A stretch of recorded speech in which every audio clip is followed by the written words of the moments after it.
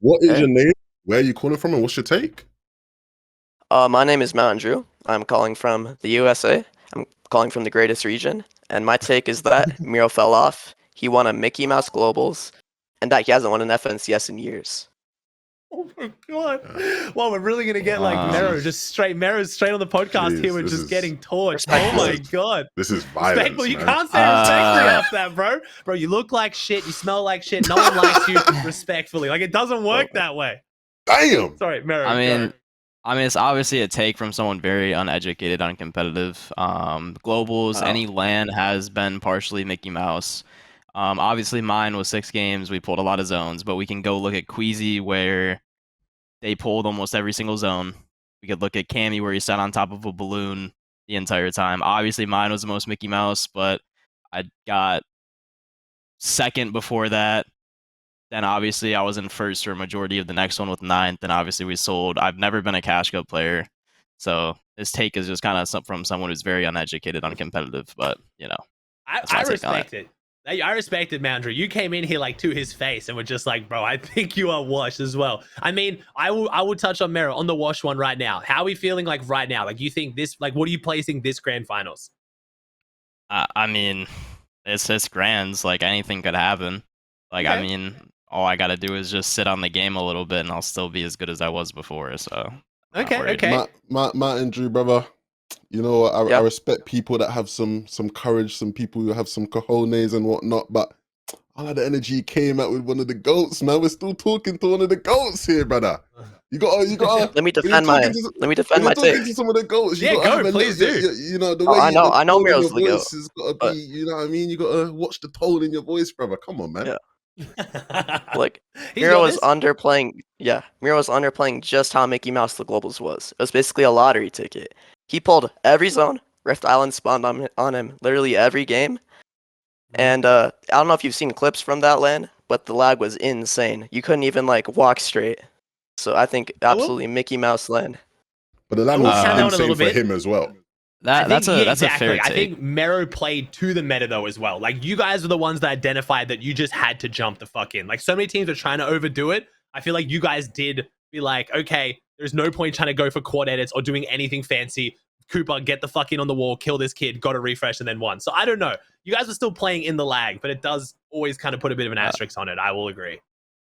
No, that's a fair take, but then we also have to mention that I didn't go on the island a single time, and half the lobby also got zones that were all in their favor. We just played better than everybody. Like I had the most kills, the most damage, the best damage ratio, the least amount of damage taken. So like performance-wise, I played better than everyone. But at the same time, there's pros who would land at our drop spot that wasn't that good, that would not win. So Yeah. I think if you guys had a I'm not better saying that. drop with the zones, it could play out differently. No, you go, Drew. You go. Also, I'd like to say that I'm not saying that like the LAN was worth nothing, but it was still very Mickey Mouse as compared to like 2022 Invitational or 2023. So I think if your argument is that like like of all of the recent LAN events, last year's global championships was the least competitive or the least like impressive to win. I think you have a fair case there. yeah, I think there's lots 100%. of like 100%. So sad too, because it was the best lobby, man. We finally got LAN calls. Like we had the best players in the world, and then we put them in a lobby on only 6 games, and it was laggy as fuck. That makes me so sad. Like the zone pulling thing aside, I think you guys got zone luck, but even then, that still can sometimes mess up certain teams' surge strategies and stuff. And the fact that you did have most damage, most kills, stuff like that, but it was just the lag in 6 games. Like, why was it so laggy, and why did we have 6 games? It makes me so sad. Yeah, I think the problem here is that often happens is people are quick to use that to say like I think if you're making that point, it's fine because I don't think there's anything too unreasonable there. But I think when you're using that to then like discredit like Mero and Cooper as like players and like the significance of where they're at relative to other people, like I feel like that's not as reasonable because yes, you can talk about like luck with certain things that they had that other people didn't, but they played to the lobby and they played to the situation as best as they could. And a lot of other people in their situation who are, you could argue, greater players than them wouldn't have had the success they had in those positions. So for me, oh, for sure. I think you got. I do. Not to mention though, the grands right after Copenhagen or whatever, we were conned and still got ninth. So I don't know if that's really a decline. And then also I played with Dukes, who was a last second duo. But then we got half our loot taken. So like, I mean, obviously, like I guess it would be a considerable decline that I can't win 3 in a row again and one every other season. But I mean, like, I guess I don't know. I think it's a bad take, but yeah, that's well, my I think personal opinion. that goes with my take. Oh, sorry, Ozzy. No, you go, Drew. Okay, I think that goes with my take that I think you've gotten like 19th, 9th, and 9th your last 3 FNCSs, which is a considerable decline from second grands then winning globals. And I think your teammate, like the quality of your teammates has also gone down. Like you went from Buga to Cooper, now you're then Dukes, then Pink, like just a steady decline, but you're still one of the best in the world, I'd say. The second, we did get second with Cooper and then win the land though. So I think Cooper is not, I don't think Cooper should be fair in that one. I think that was more of a sign of Mero's strength, in my opinion, of picking up someone underrated and then still staying on top. That was more impressive for me. But yeah, I Dukes mean, is dumb shit, that's fair. Cooper is arguably better than Booger right now, so I don't know if that was I think at the time people saw it that way, and I think to be fair, at the time people were fair to see it that way because I mean, that's fair. people was an unknown quantity in comparison to like a Booger or other people. So I can hear that, but I also think that we need to address the fact that, like, obviously, Mero, with you, when you stepped away from Booga, stepped away from Dig, all that, the whole point was to get out of the spotlight. And I think naturally by getting out of the spotlight or even announcing retirement and then you decided to change and came back and played with Cooper and stuff, I think that's going to limit your duos going forward, right? Surely that makes a lot of T1 pros question, like, well, he's already retired once. What if, you know, we get contested and he just steps away from the game again? Like, that's got to impact future duo choices, right?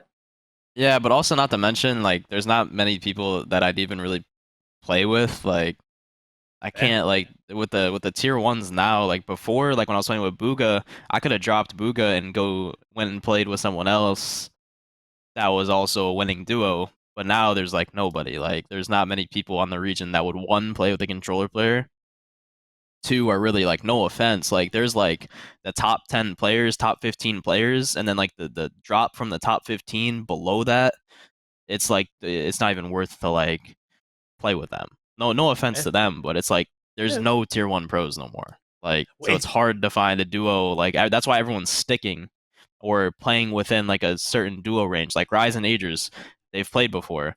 Ryze and Yamzo stuck for what, 2 years or however long, and now Yamzo's playing with Tayson, who's in the friend group because he knows like he's not gonna fight. If Yamzo went on a duo search, there wasn't anyone he was gonna play with except Tayson. Yeah, it's like his best option was like paper. It was like we've had a bunch of people, like, you're like the third T1 pro we've had on this podcast had the exact same take, that like the tier 1s are deliberately gatekeeping. Like, they will not play with other people, A, because they're worried to, but B, they also don't want to reveal too much or train too many people up and stuff. Like, we've heard that so many times.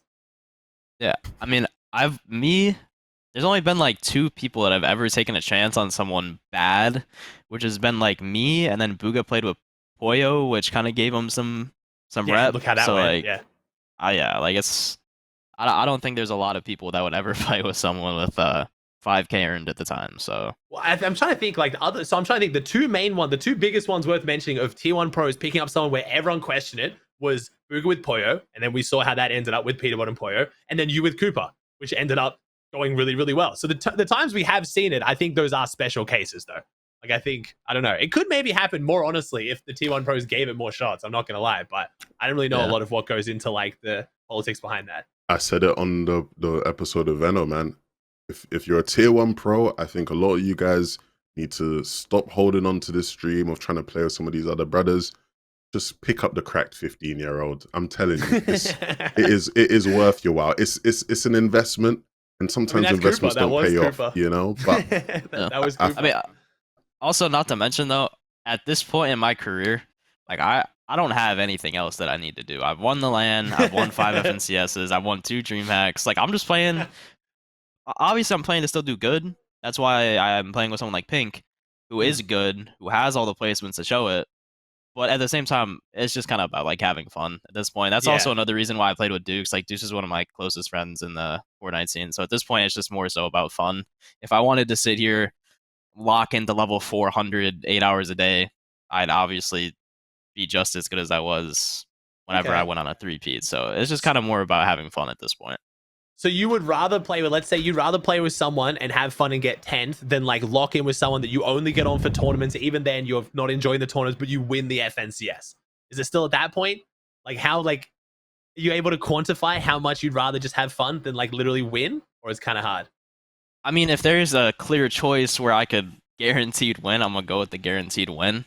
Okay. But if it's like the difference of Never like that getting simple. 10th place and then getting like 6th place or something like that, I'm just gonna go with the 10th place and have fun. Like, Yeah, okay. I'm at fair. that kind Fair of enough. I'm at that kind of point.